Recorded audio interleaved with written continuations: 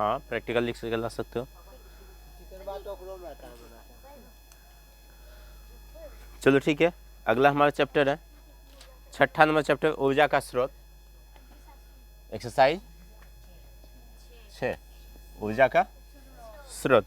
पहले जान लो ऊर्जा किसको कहते हैं। क्या बिना कार्य किए हुए ऊर्जा नहीं आ सकती है? कार्य करने की क्षमता को ऊर्जा कहते हैं, जो कार्य करने की कैपेसिटी होती है, ठीक है, उसको हम क्या कहते हैं? ऊर्जा। फॉर एग्जांपल अगर मान लो कोई एक खेत है, इसको जो है एक आदमी जो है 1 घंटा में, हाँ, इसको साफ कर देता है, ठीक है, कितना घंटा में?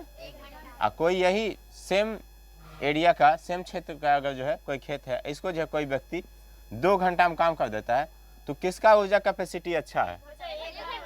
1 घंटा वाला जो आदमी 1 घंटा जो खत्म कर देता है, उसका ऊर्जा स्रोत बहुत अच्छा है, मतलब कि उसके पास जो ऊर्जा का कैपेसिटी है, ठीक है, वो बहुत ज़्यादा है, ठीक है। इसके पास जो उसका आधा, मतलब टाइम ज़्यादा ले रहा है, मतलब उसके पास ऊर्जा क्या है? कम है, ठीक है। टाइम ज़्यादा लेगा तो ऊर्जा कम है। जस्ट लाइक हम लोग बोलते हैं ना कि चाल को बढ़ाने पर क्या होता है? समय घट जाता है ना। अगर समय ज़्यादा लग रहा है तो चाल क्या होगा? घट जाएगा। तो यही जो चाल जो है, ठीक है, चाल का जो कैपेसिटी है, ठीक है, तो चाल का कैपेसिटी यही एक प्रकार का ऊर्जा को हमको डिनोट करती है, यह दर्शाती है। अब आगे हमारा अगला टॉपिक ऊर्जा का स्रोत। पहले जान लो ऊर्जा कितने तरह के होते हैं। ऊर्जा बहुत तरह के होते हैं, ठीक है। हाँ, गतिज ऊर्जा, विद्युत ऊर्जा, मांसपेशीय ऊर्जा, ये सब टाइप का ऊर्जा होता है, ठीक है। हाँ, कुछ मतलब कि कुछ ऊर्जा ऐसे भी होते हैं कि जिसको हम डिफाइन नहीं कर सकते हैं, और कुछ ऐसे भी होते हैं जिसको हम डिफाइन कर सकते हैं। ऐसे भौतिकी में बहुत सारे प्रकार की ऊर्जा का डिफाइन किया गया है, डिफिनेशन दिया गया है। जैसे हमारा आ जाता है स्थितिज ऊर्जा हो गया, गतिज ऊर्जा हो गया, विद्युत ऊर्जा हो गया, ऊष्मा ऊर्जा, यांत्रिक ऊर्जा। यांत्रिक ऊर्जा जो कहते हैं, स्थितिज और गतिज दोनों के मिक्सिंग को क्या कहते हैं? यांत्रिक ऊर्जा कहते हैं, ठीक है। हाँ, अच्छा, तो कुछ इसमें जो मेन जो हमसे बातचीत किया गया है ऊर्जा के बारे में, ये हमसे जो है ईंधन के बारे में ज़्यादा डिस्कस किया गया है इस चैप्टर में। जो है ऊर्जा के स्रोत में ईंधन के रूप में, जिस ऊर्जा का हम लोग ईंधन के रूप में यूज करते हैं, ठीक है। अब से ऊर्जा के स्रोत, ऊर्जा का स्रोत किसको कहेंगे? पहले किसको कहेंगे ये देख लो। ऊर्जा का स्रोत किसको कहेंगे? देखो, ऊर्जा का स्रोत, हाँ, जहाँ से ऊर्जा हमको प्राप्त होती है, ठीक है, उसको क्या कहेंगे? ऊर्जा का स्रोत। जैसे कुछ स्रोत का नाम बताओ। सूर्य, हाँ, देखो पृथ्वी पर सबसे बड़ा जो ऊर्जा का स्रोत है वो सूर्य है। अच्छा, उसके बाद और ऊर्जा?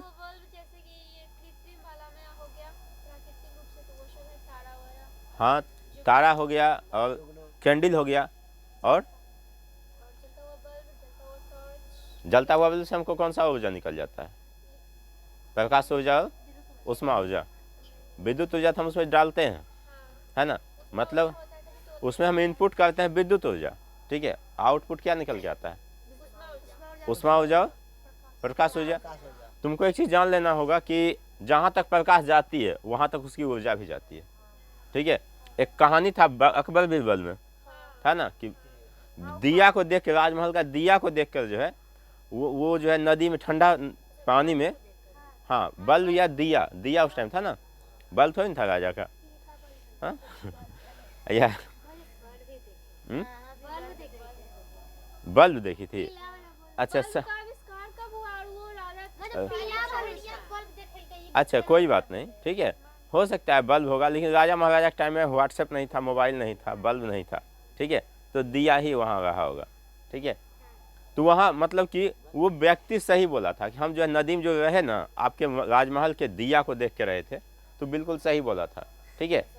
लेकिन सब उसको उस टाइम गलत बेवकूफ़ मान लिया था, ठीक है। अब पर्सनली क्या नाम था? बीरबल, बीरबल ने उसको जो है गलत मान लिया था। दरअसल बाद में वो तो अकबर को समझा दिया गया था। बीरबल तो उसको कह देता था कि जो है गाय बैल है तो बैल गाय को कह देता था, ठीक है, गाय बैल है तो गाय बैल है, ठीक है, वैसा मान लेता था, ठीक है। अच्छा, तो ये जो था वो व्यक्ति उस टाइम सही बोला था, बाद में उसको विज्ञान जो है साबित करके जो है दिखा दिया कि हाँ जहाँ तक मतलब कि प्रकाश जो चलती है वहाँ तक उसकी ऊर्जा भी जाती है। ठीक है, अच्छा आगे देखते हैं। ऊर्जा जो होते हैं दो तरह के होते हैं, कह सकते हैं नवीकरणीय और अनवीकरणीय, नवीकरणीय और नवीकरणीय ऊर्जा। ठीक है, नवीकरणीय किसको कहेंगे?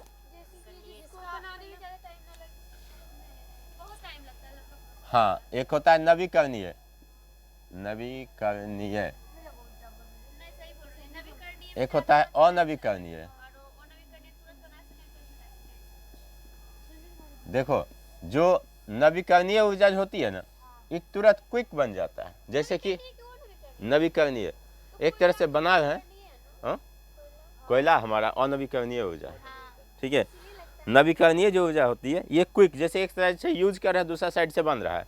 ठीक है, राहुल गांधी एक भाषण दिया था तो उसमें कहा गया था कि मतलब भाषण सही था, उसको पता नहीं कोई एडिट करके या काट छाट के कुछ बनाया होगा, जैसे अब हम लोग सब बेवकूफ़ जो है उसको बना दिए उसमें एडिट करके कि एक साइड से आलू डालेंगे मशीन में और दूसरा साइड से जो है सोना निकलेगा। ठीक है, ये वीडियो बहुत वायरल हुआ था, विपक्षी नेता या जो भी है, ठीक है, वो जो है बहुत सारा वायरल किया था। तो उसमें जो है उसका भाषण कुछ और रहा था। ठीक है, उसको एडिट करके जो है हम लोग जैसे तैसे साबित करके उसको जो है मतलब चला देते हैं, हम लोग देख लेते हैं उसको, खुश हो जाते हैं, केवल इंटरटेनमेंट के लिए वो सब करते हैं। ठीक है, अच्छा, तो उसमें जो होता है वो नवीकरणीय ऊर्जा हो गया, अगर ऐसा हो रहा है तो नवीकरणीय ऊर्जा हो गया। ठीक है, अब जैसे कि उसमें ऊर्जा का क्षय भी नहीं होता है, क्षय नहीं बल्कि तुरंत कन्वर्टेशन होता है, तुरंत बदल जाता है। जैसे सौर ऊर्जा, हम लोग सौर प्लेट लगाए, ठीक है, और सूरज से जो ऊर्जा निकला, ठीक है, वो क्या होगा कि एक साइड से हम लोग सौर ऊर्जा उस पर डाल रहे हैं प्लेट पे, सौर सेल पे, दूसरा साइड से हमको विद्युत ऊर्जा निकल रही है। ठीक है, तो वो हमारा हो गया नवीकरणीय, है ना, फटाक फटाक एकदम बनते रहेगा। ठीक है, ज़्यादा टाइम नहीं लेगा, ये हो गया हमारा नवीकरणीय। जैसे हम नहाते हैं, पानी से नहाए, फिर पानी वो कहाँ जाएगा, बॉडी से निकल, फिर नाली में, नाली से जैसे समुद्र में धरती सोख लेगा, फिर उसका इवोपरेशन होगा, वाष्पन होगा, वाष्पन होने के बाद फिर वो बादल बन जाएगा।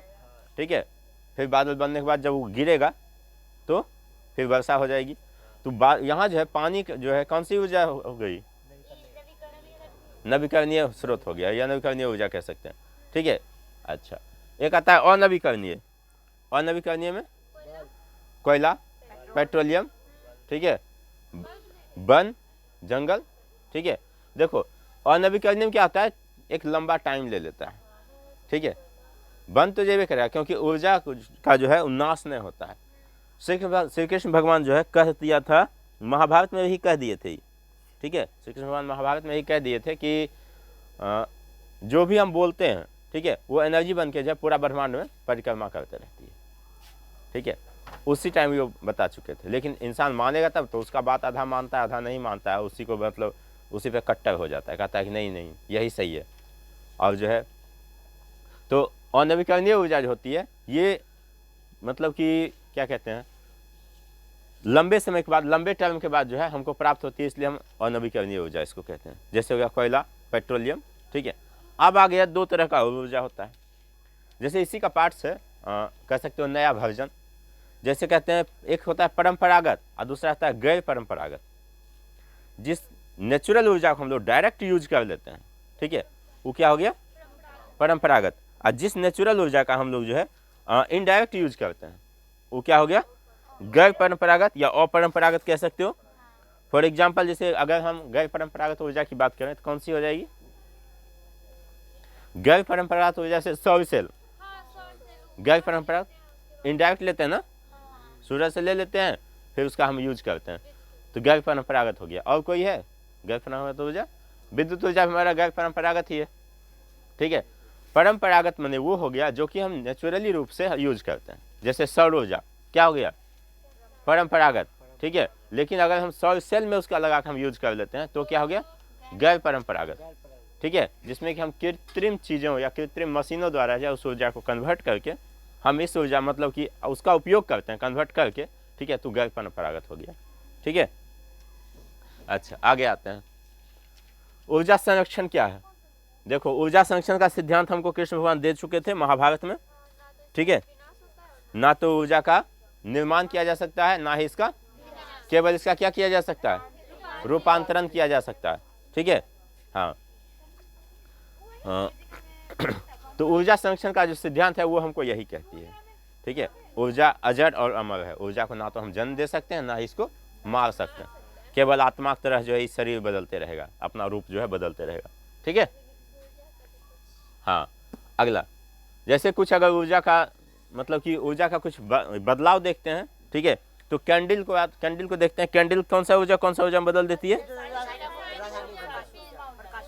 हाँ रासायनिक ऊर्जा जो मतलब अथी होता है मोम, ठीक है।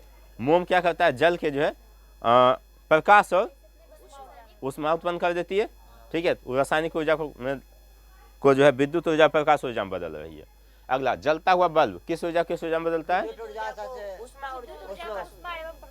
ऊष्मा ऊर्जा और प्रकाश ऊर्जा में। अगला फिर आते हैं, ऊर्जा का अच्छा स्रोत क्या है।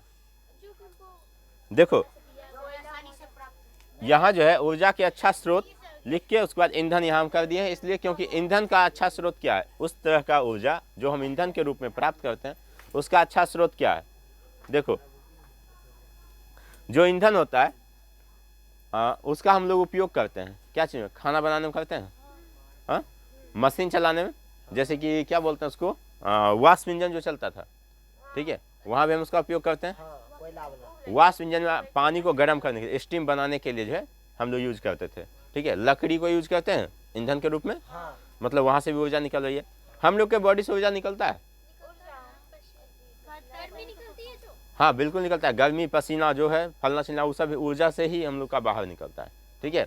जिस आदमी का मतलब आदमी अगर खत्म हो गया, मर गया ना, तो उसके बॉडी से ये सब रिलीज होना बंद हो जाएगा, ठीक है। तो समझ जाओ उसके बॉडी से ऊर्जा निकलना भी बंद हो चुका है, कुछ टाइम तक निकलेगा वो अलग बात है।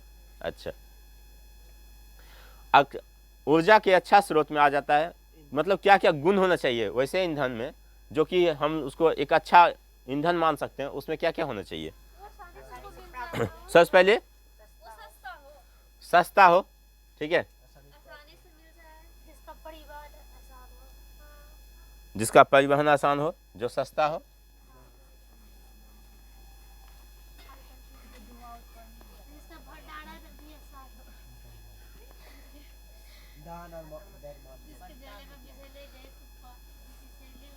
पहला क्या क्या होना चाहिए, सुलभ हो, मतलब हमको इजी मिल जाए, वो आसानी से मिल जाए, पहला। दूसरा क्या है, जिसका भंडारण और परिवहन अच्छा हो। भंडारण और परिवहन समझते हो क्या, हाँ, जिसको हम घर में अगर रखें, ठीक है, तो आसानी से उठ जाए, ठीक है, ऐसा नहीं कि बस ज़्यादा बोझा बन जाए, फिर उसमें जैसे लकड़ी हम रख दें, लकड़ी या गोईठा, ठीक है, तो कुछ दिन के बाद उसमें क्या होगा, सांप बिछा के रहना शुरू हो जाएगा, ठीक है, उसको फिर बचाना भी मुश्किल हो जाएगा। पानी उन्हें अगर घर में चूने लगा, ठीक है, कहीं से पानी का सोर्स अगर उसको मिल गया तो क्या होगा, खराब हो जाएगा, ठीक है। तो वो ऊर्जा का अच्छा स्रोत नहीं है, ठीक है। गैस सिलेंडर वो ऊर्जा का अच्छा स्रोत है, ठीक है, उसका परिवहन भी आसान है, परिवहन और भंडारण दोनों आसान है, घर में इजी से रख भी सकते हैं, ठीक है। अब परिवहन में साइकिल पर ले जाने में देखो आसान पड़ता है, 1 महीना का हम जो है ईंधन एक आदमी जाता है साइकिल पर से मार्केट से या गैस गोडाउन से लेके जो है घर तक ले आता है, ठीक है। लेकिन उतना ही ईंधन अगर हम लकड़ी या गोईठा के रूप में यूज करें तो एक आदमी नहीं लाएगा, या लाने में उसको बहुत ज़्यादा परेशानी हो जाए। जितना ईजी से हम लोग जो है गैस सिलेंडर ले आते हैं उतना ईजीली हम नहीं ला पाएंगे उसको, ठीक है। तीसरा गुण इसमें क्या होना चाहिए, प्रदूषण कम करना चाहिए, है ना, प्रदूषण कम करना चाहिए, कम प्रदूषण। अगर धुइयां धो धो करके बहुत सारा देगा, ठीक है, फिर क्या होगा उसका रिजल्ट,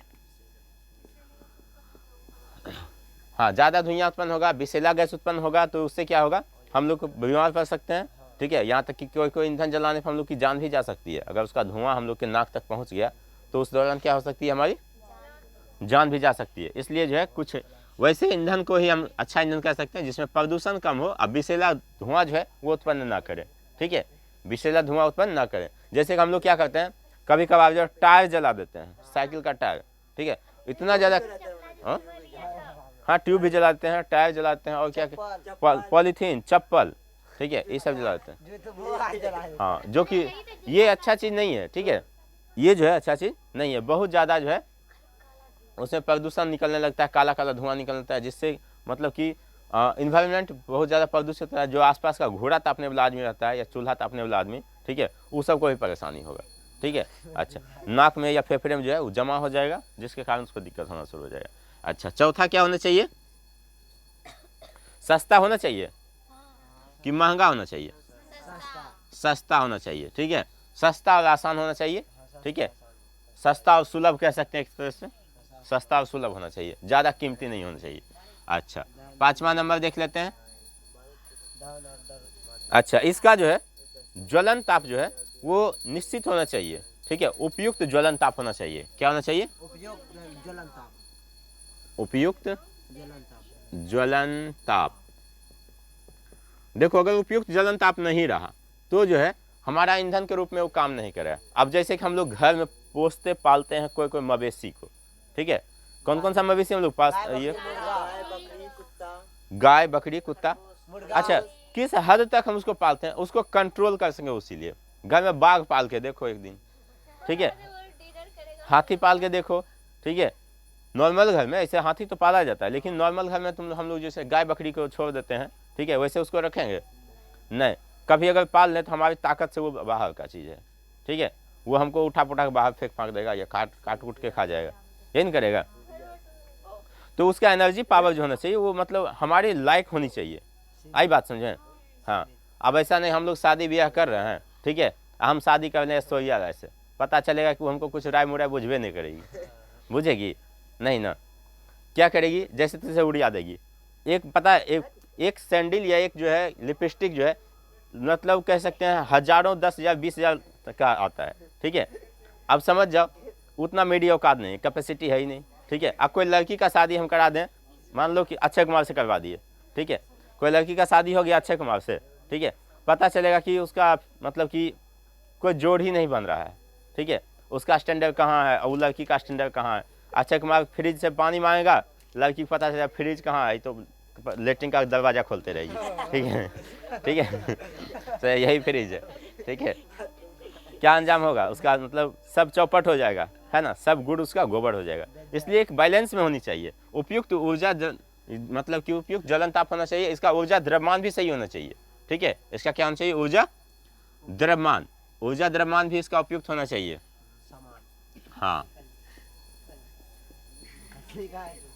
ऊर्जा द्रव्यमान सुनो, जैसे कि उपयुक्त ज्वलन ताप मतलब ये हमको जो है हाइड्रोजन को हम लोग जो है ईंधन के रूप में यूज नहीं कर सकते हैं, क्योंकि हमारा डेक्ची थरिया जितना है सब गला देगा वो अगर जलेगा ना, ठीक है। तुम लोग को पता होगा सूरज उतना दूर में है, हम लोग से जो है काफ़ी दूर में है ना, और वहाँ बैठल बैठल जो है हम लोग को जलाने का ताकत रखता है। वो हम लोग के त्वचा का कलर चेंज करता है, कहते हैं धूप में है करिया हो गए, ठीक है। अब हमारा कोई नहीं पूछेगा, ये नहीं कहते हैं। तो देखो वहाँ बैठे बैठे सूरज क्या कर सकता है, हमारे फेस का रंग बदल सकता है। तो समझ जाओ नज़दीक आ जाएगा हाइड्रोजन थोड़ा सा, ठीक है, तो अंजाम क्या हो, क्या चीज़? हाइड्रोजन, हाइड्रोजन गैस मिलता है सिलेंडर में, उसका प्रयोगशाला वगैरह में मिलता है, जहाँ प्रयोगशाला का सामान मिलता है ना वहाँ तुमको मिल जाएगा। हाँ, सिलेंडर के रूप में तुमको मिलेगा पैक कर, पॉलीथीन में तो नहीं देगा।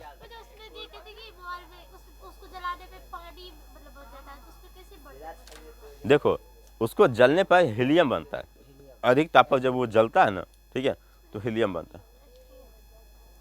अच्छा, मतलब H2O भी रिलीज करता है, सूरज में भी कहा जाता है प्लाज्मा अवस्था का निर्माण वहाँ भी होता है, सूरज में भी पदार्थ की चौथी अवस्था है ना प्लाज्मा, वो पानी से ही होता है, ठीक है। अब देखो हाइड्रोजन जब जलेगा तो उसका इतना ज़्यादा पावर होगा, इतना ज़्यादा पावर होगा कि हमारा डेक्ची थरिया सब जला देगा, जो भी मतलब हम उसे चूल्हा पर चढ़ाएंगे ना, ठीक है, सब जला के वो गला देगा। अच्छा, ऊर्जा द्रव्यमान ही उपयुक्त होना चाहिए, मतलब कि जितना कैपेसिटी में लाए, ठीक है। अब हम कहते हैं ना कि 1 kg अगर हम लकड़ी लाते हैं उसमें 1 दिन का हमारा खाना बन जाता है। अब पता चले हमको आध मन लकड़ी लाना पड़े तब 1 दिन का खाना बने, ठीक है, मतलब ऊर्जा उसका ऊर्जा कैपेसिटी जो है खराब है, ऊर्जा द्रव्यमान उसका खराब है, ठीक है। अब हम थोड़ा सा ही लावें, इतना मतलब कि 1 मुट्ठी 100 ग्राम के आसपास लकड़ी लावें, उसमें 1 दिन का खाना बन जाए, ठीक है, उसका ऊर्जा द्रव्यमान क्या है? अच्छा है, बेहतर है।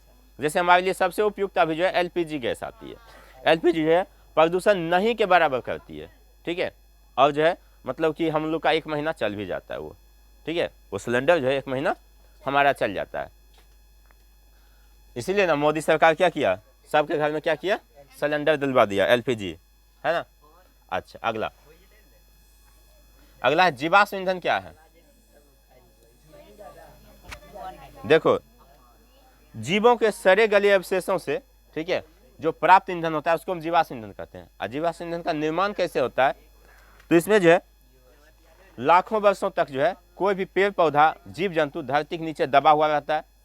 अब क्या होता है, उसको ना ऑक्सीजन मिलता है ना ऊपर में पानी मिलता है, यानी कि जो है अंदर में ही जो है सड़ गल के क्या होता है, इस जीवाश्म ईंधन का निर्माण कर देता है। तो ये धरती के अंदर होता है। इसी का एक विपरीत होता है बायोमास। क्या होता है, बायोमास। बायोमास किसको कहते हैं, तो बायोमास जो होता है ये खुली हवा में, ठीक है, खुली हवा में खुला वातावरण में जो है ये सड़ता है, उसको हम बायोमास कहते हैं।